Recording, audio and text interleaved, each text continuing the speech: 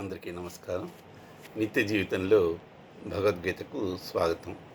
ఈరోజు 4వ అధ్యాయమైన జ్ఞానయోగం నుండి 21, 22, 23, 25, 26, 27, 28, 29, 30 శ్లోకాల నుంచి కొంత నీతి.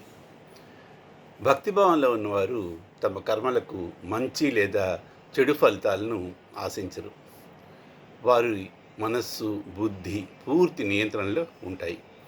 కర్మలను ఆశ లేకుండా, ఇంద్రియాలను వశమందు ఉంచుకొని మమకారం లేకుండా చేస్తే పాపం అంటదు.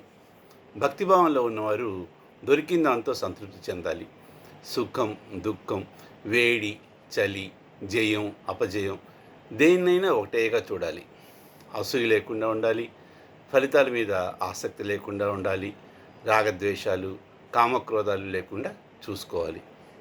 ఆత్మజ్ఞానం అందే ఎల్లప్పుడూ మనస్సును నిలపాలి. భగవంతుని మరియు పరుల ప్రీతి కొరకు కర్మలను ఆచరించాలి. ఏ పని చేయకుండా కూర్చోమని చెప్పడం భగవద్గీత ఉద్దేశం కాదు. ఎలాంటి కర్మలు ఆచరించినా అవి బంధకరం కాకుండా చూసుకోవాలి. మానవులు కొన్ని యజ్ఞాలు ఆచరించాల్సి ఉంటుంది. అందులో కొన్ని లౌకిక సంపదల కోసం చేసే యజ్ఞాలు, మరికొన్ని దివ్యజ్ఞానాన్ని పొందడానికి చేసే యజ్ఞాలు. మనసును నిగ్రహించాలంటే ఇంద్రియాలను నిగ్రహించాలి.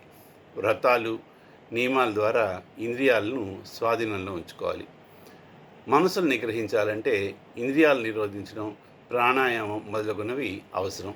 దీన్నే ఇంద్రియ యజ్ఞం అంటారు. ధనాన్ని అర్హులకు దానం చేయడాన్ని ద్రవ్యయజ్ఞం అంటారు.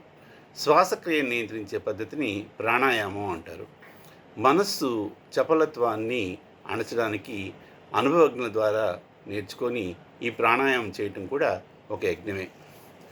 ఆహార యజ్ఞం కొరకు భగవద్గీతలో కొన్ని ఆహార నియమాలు కూడా చెప్పబడ్డాయి. ఆహారం ఎలా ఉండాలంటే మితంగా, సాత్వికంగా, న్యాయార్జితంగా సంపాదించింది ఉండాలి. భగవంతునికి సమర్పించి నియమిత కాలాల్లో భుజించాలి. ఈ యజ్ఞాల వలన మనకు పాపం నశిస్తుంది. అనేక జన్మల నుండి మనస్సుకు పట్టిన కుళ్ళు తొలగిపోతుంది. కాబట్టి అందరూ యజ్ఞాలను, సత్కర్మలను ఆచరించాలి. నమస్కారం.